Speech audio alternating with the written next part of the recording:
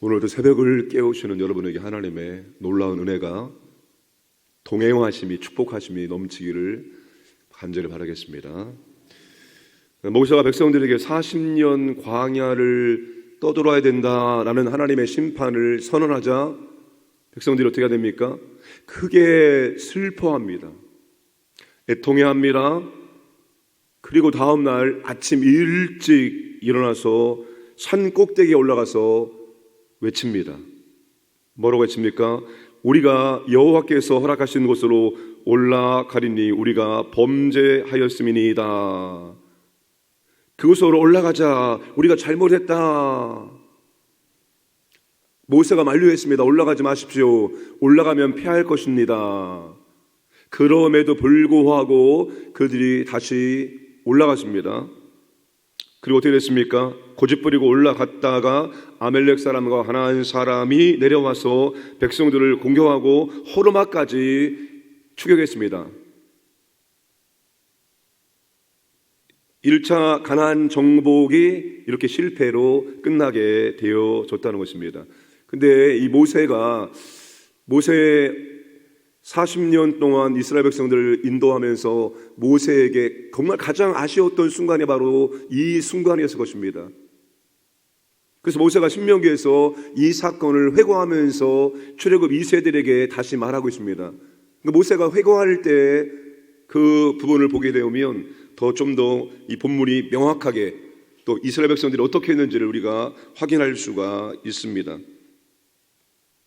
여호와께서 내게 이르시되 너는 그들에게 이르기를 너희는 올라가지 말라 싸우지도 말라 내가 너희 중에 있지 아니하니 너희가 대적에게 패할까 하노라 하시기로 내가 너희에게 말하였으나 너희가 듣지 아니하고 여호와의 명령을 거역하고 거리낌 없이 산지로 올라가매 그 산지에 거주한 아모리 족속이 너희에게 마주 나와 벌떼같이 너희를 쫓아 세일산에서 쳐서 호르마까지 이른지라 너희가 돌아와 여호와 앞에서 통곡하나 여호와께서 너희의 소리를 듣지 아니하시며 너희에게 귀를 기울이지 아니하셨으므로.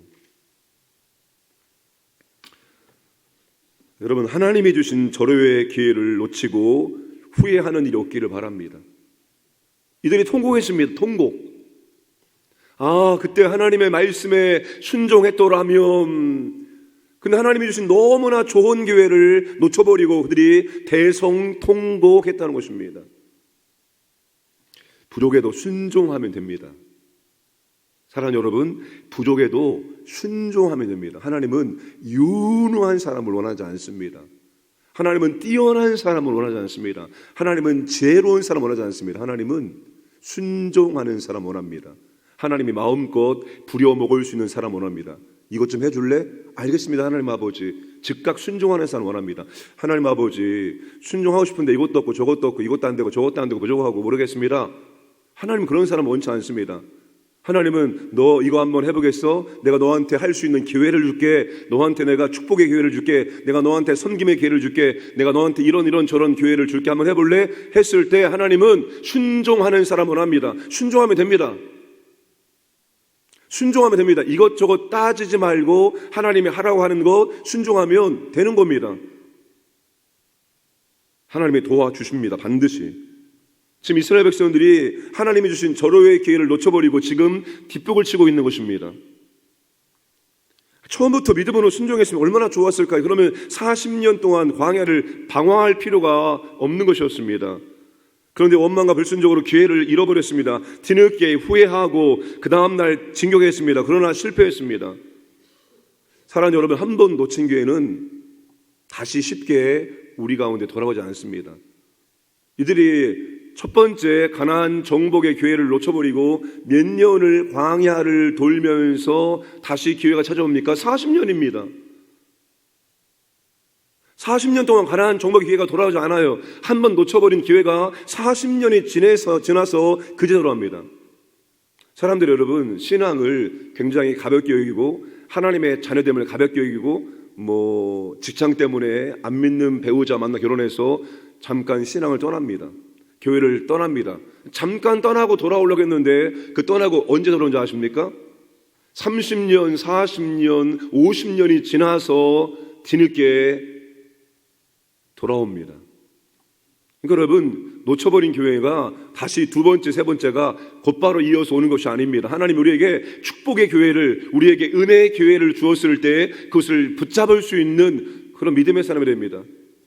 하나님이 정말 나한테 주신 기회구나 생각하면 이것저것 따지지 말고 순종하시면 되는 것입니다.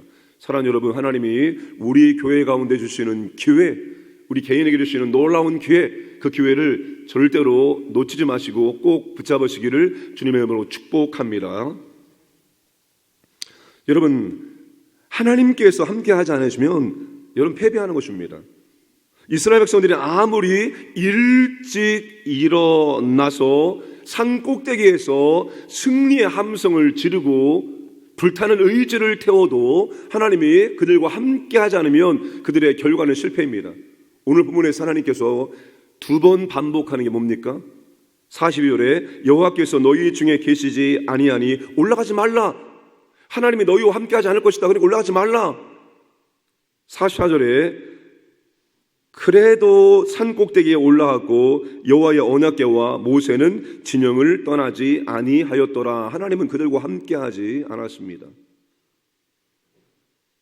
하나님은 그들과 함께하지 않았습니다. 승리의 원리는 너무나도 간단합니다. 하나님이 함께하시면 승리, 하나님이 함께하지 않으면 아무리 우리가 승리의 함성을 지르고 의지를 불태우고 아침 일찍 일어나고 다 부질없는 일입니다.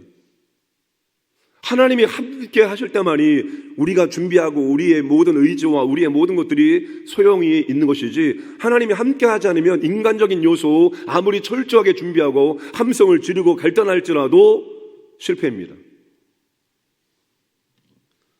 근데 언제 하나님이 함께 하십니까?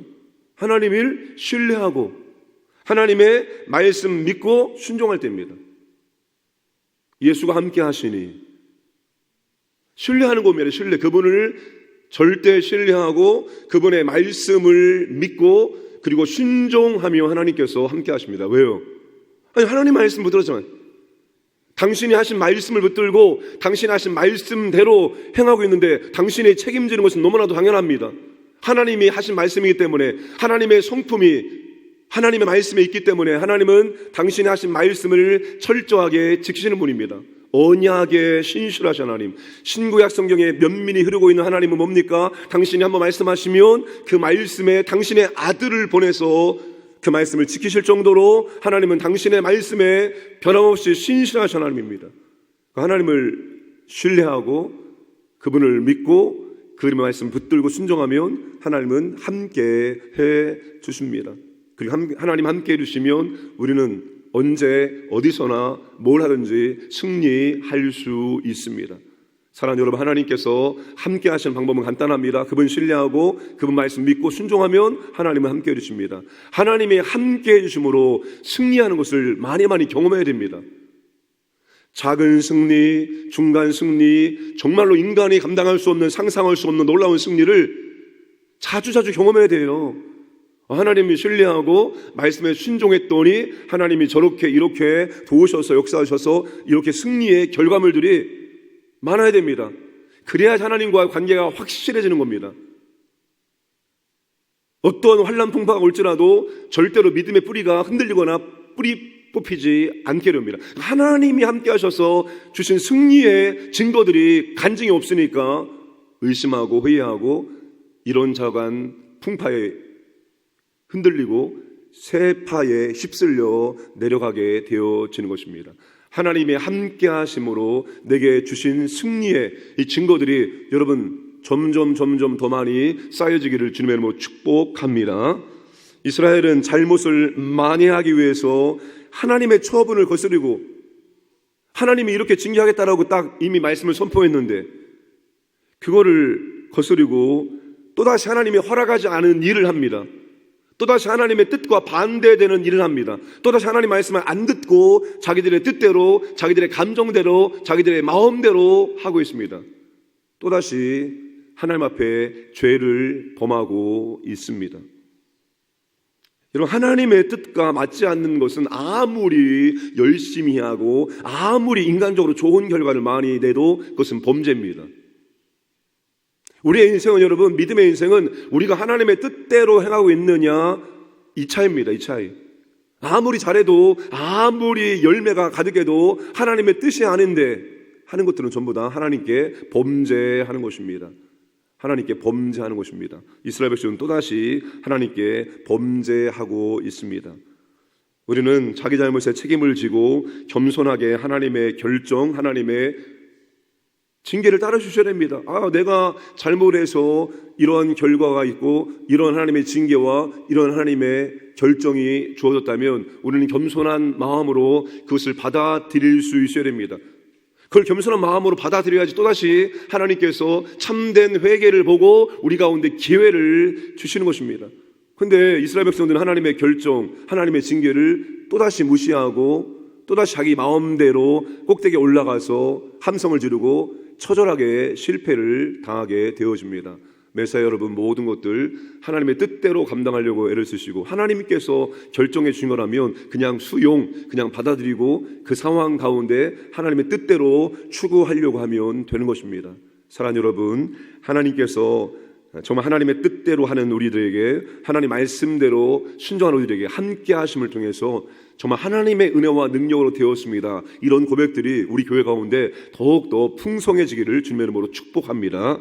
아버지 하나님 감사드립니다. 오늘도 아버지 하나님 우리에게 너무나 좋은 하루를 선물해 주시고 새벽을 깨우고 주님 전에 올라와서 하나님 찬양 부르고 말씀 듣고 기도할 수 있는 크신 사랑과 은혜를 베풀어 주심을 진실로 감사드립니다. 하나님 아버지, 우리가 부족할지라도 하나님 말씀이고 하나님이 하라고 한다면 아버지 하나님 그저 순종할 수 있도록 은혜를 베풀어 주옵소서. 순종했더니만 하나님 함께 하셔서 놀라운 은혜와 능력을 경험할 수 있도록 역사하시고 승리의 간정들이 풍성할 수 있도록 은혜를 베풀어 주시기를 원하옵나이다. 아버지 하나님, 이 나라 특별히 아버지께서 돌봐주시고 보호하시고 인도해 주옵소서. 선교 140년을 맞이합니다. 아버지 하나님, 이 나라가 세계 선교를 감당하기를 원하오니 지금의 혼란스러운 이 나라 하나님의 간섭과 은혜 가운데 아버지 하나님 다시 안정을 찾게 하시고 분열된 국민들의 마음이 연합할 수 있도록 역사하시고 참으로 아버지 하나님 늘 우리가 갈망합니다. 좋은 대통령 세워지기를